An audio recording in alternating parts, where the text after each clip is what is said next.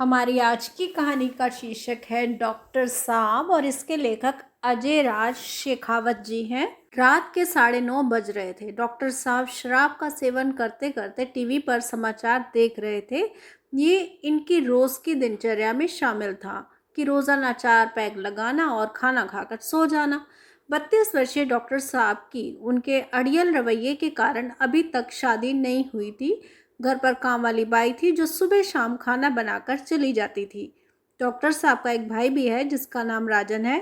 25 वर्षीय यह नौजवान आकर्षक व्यक्तित्व और सुगठित शरीर का मालिक था, जिसको डॉक्टर साहब बहुत प्यार करते हैं। वो ज़्यादातर अपने दोस्तों के साथ रहने वाला और लेट नाइट पार्टी कल्चर वाला युवा था। कब आता था कब जाता था ये तो खुद डॉक्टर साहब भी नहीं जानते थे। कमाल की बात तो ये थी कि एक ही घर में रहने वाले इन दोनों का आमना सामना हफ्ते में 2-3 बार ज़्यादा नहीं होता था। परंतु शुक्र है कि आज के समय में मोबाइल नाम की चीज़ है, नहीं तो ये बड़ी भयानक स्थिति होती। डॉक्टर साहब ने घर शहर से बाहर शांत एरिया में बना रखा है। डॉक्टर साहब का शहर में एक छोटा सा हॉस्पिटल है जो सुबह 8 से शाम को 8 बजे तक हॉस्पिटल में ही रहते हैं। दोपहर में आराम भी यही फरमाते हैं। थोड़ा स्वभाव से अड़ियल है। पूरा स्टाफ इनसे खौफ खाता है। डॉक्टर साहब को रात में इमरजेंसी में आने से सख्त नफरत थी, इसलिए इनका कोई भी स्टाफ इन्हें रात में फ़ोन नहीं करता था। अभी लगभग 3 महीने पहले ही एक 15 वर्षीय किशोर ने रात को इलाज के अभाव में दम तोड़ दिया। हालांकि ये इनके लिए कोई नई बात नहीं थी। पहले भी ऐसी 3-4 घटनाएं हो चुकी थी। किशोर के पिता ने सुबह डॉक्टर साहब को रो रो कर खूब खरी खोटी सुनाई। उस बेचारे ने उनकी शिकायत भी की, पर आप जानते हैं कि हमारे कानूनी सिस्टम को यहाँ गरीब के लिए कोई जगह नहीं है।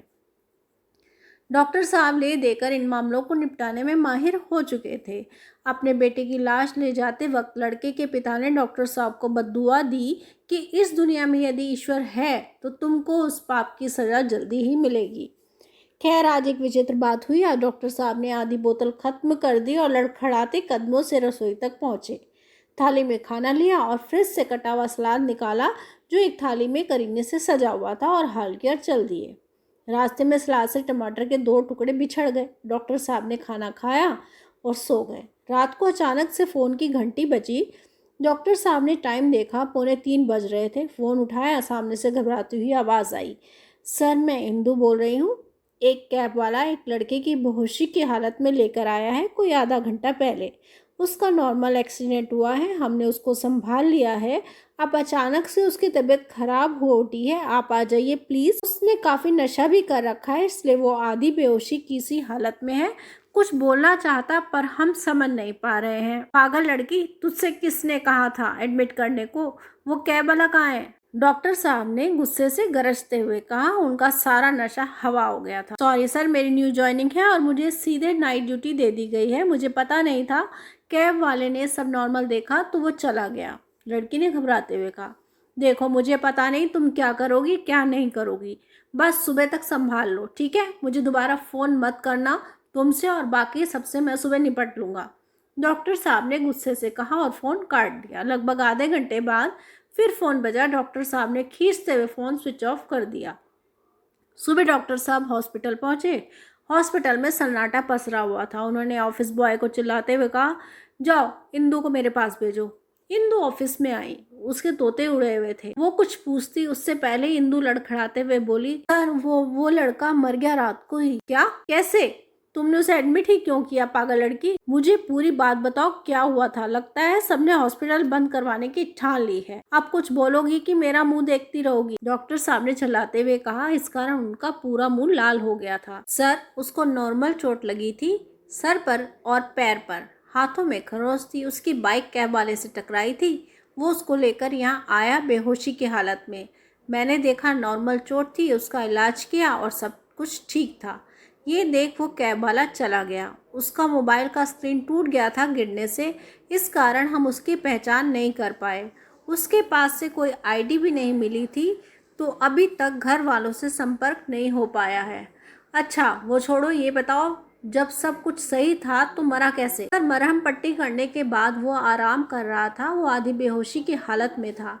काफ़ी नशा भी कर रखा था उसने। लगभग आधे घंटे बाद वो बेचैन सा हो गया, जैसे उसको कोई घुटन सी महसूस हुई। कुछ देर बाद उसको सांस लेने में तकलीफ़ हो रही थी, फिर उसके मुंह से खून निकलने लगा था। उससे पहले कि हम कुछ समझ पाते उसने दम तोड़ दिया। फिर मैंने आपको फ़ोन भी किया था, आपने स्विच ऑफ कर दिया। बहुत बड़ा एहसान किया मुझ पर फ़ोन करके। उसको अंदरूनी चोट लगी थी जिसकी वजह से इंटरनल ब्लीडिंग होने लगी थी। धीरे धीरे खून रिश्ता रिश्ता उसके फेफड़ों में जमा होने लगा, जिसकी वजह से उसको सांस लेने में तकलीफ़ होने लगी और इसी कारण खून उसके मुंह से निकला।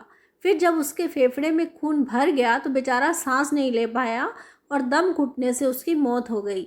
अब ऐसी क्या खड़ी हो, उसकी लाश दिखाओ मुझे, किसी काम के नहीं हो तुम लोग।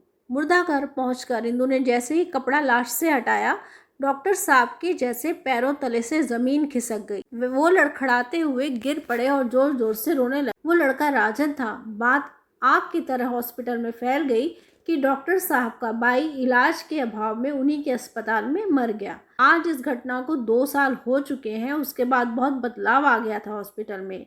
आज यह हॉस्पिटल अपनी इमरजेंसी सेवाओं के लिए और अपने सस्ते इलाज के लिए पूरे शहर में मशहूर हो चुका है।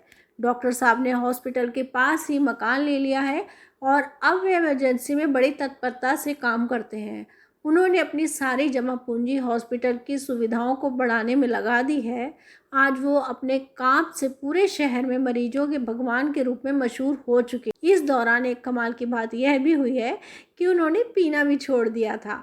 अब एक उड़ती उड़ती खबर ये भी आ रही है कि वो जल्द ही शादी भी करने वाले हैं। ये कहानी यही समाप्त होती है।